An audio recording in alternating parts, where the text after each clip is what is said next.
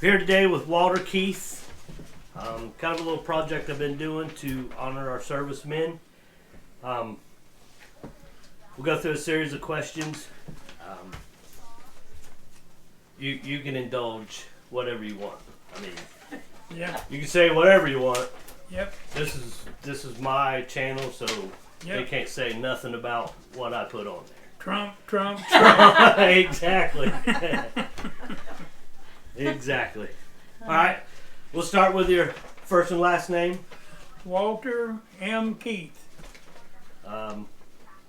Where were you born?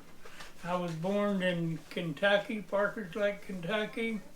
We moved to Ohio, Pennsylvania, then back here to Ohio. What year were you born? 1950. So, your childhood, where'd you grow up? You grew up right here? I grew up partly in Kentucky, here in Ohio, and a little bit in Pennsylvania. And where'd you go to school? All three All places? all three states, yep. Okay. After graduation.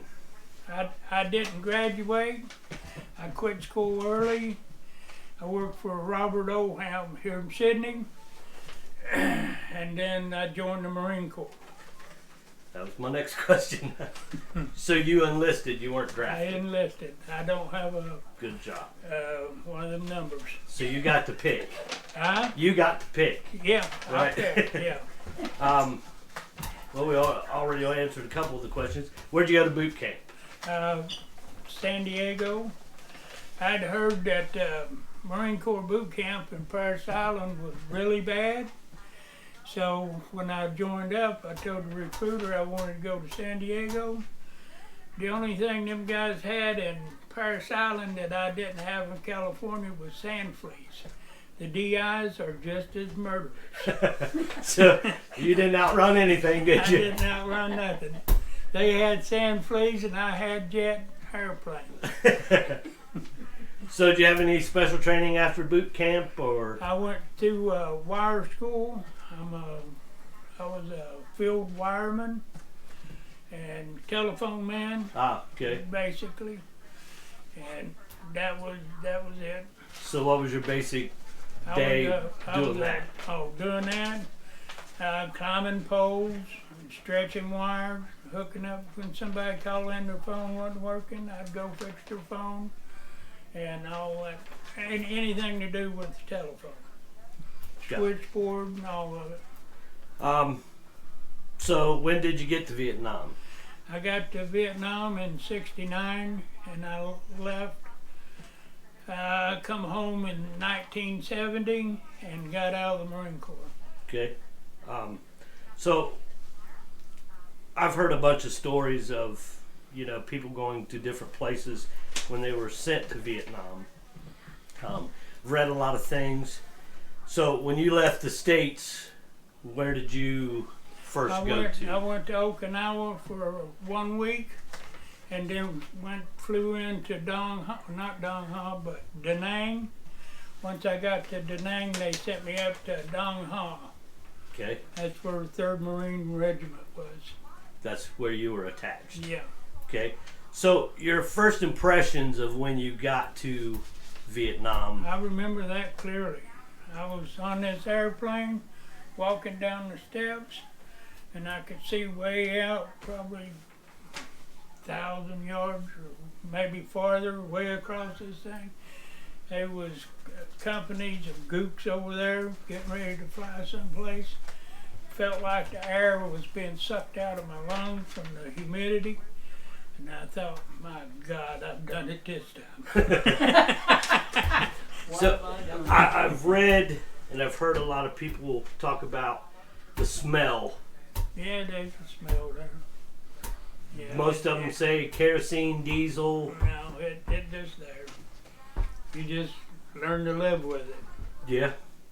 Okay, so once you're there, what were your activities and operations, the stuff that you did daily? I was a field wireman. I went to, it was a headquarters company, 3rd Marine Regiment, there in Dong Ha, and we took care of the phones through the regiment, through our company and stuff. And occasionally there's this one guy like me, he was a Jeep driver, and he'd run this lieutenant all over up there, and he'd drive by and say, "Keith, you want to go? Give me a minute." I'd grab my 16 and my flak jacket and hard hat, and I'd go with him, ride in the back seat as a thing. Just a Bodyguard. Right, guard the. Yeah. So were you ever on patrols or? Never did no patrols. A lot of times I was like the second flank or like the front lines. Right. And then the back lines, I'd be standing guard doing that. And this one back at the rear, we was probably 2,000 or 3,000 yards from the perimeter of Dong Ha. And I'd get up on the water tank up there, get up there, and one of them big night telescopes, you could see what was happening out there real easy. So that was just basic guard duty, or? Guard duty, yeah, sentry duty. So when did you physically leave that part of Vietnam? 1970. And you flew straight back, Yeah, or? I flew back to California. They, as the lieutenant got up, I had 6 more months to go. As the lieutenant got up and named off several different MOSs, and if you had 6 months or less, you could get an early out, and I got out. I got my papers April 2, 1970 is when I got out. We've talked about a story that you have when you were on your way back home, and I guess you guys were aware of the things that were going on back here. Yeah. As far as toward the troops coming back. Yeah, yeah. I wore my uniform all the way to the house, and the first son of a bitch that would have done anything towards me, I was prepared to beat him to death if I could. That was my attitude towards that. That's the story I've heard. So what was it like after you got home from there and you got completely out of the military? Life was cheap. Didn't hardly give a shit. And I got a job and worked for Herb Vance for a long time, landscaper. It's just a daily thing. I just did it. Yep.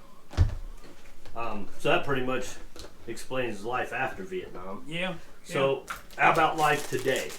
Today? Oh, today I'm retired.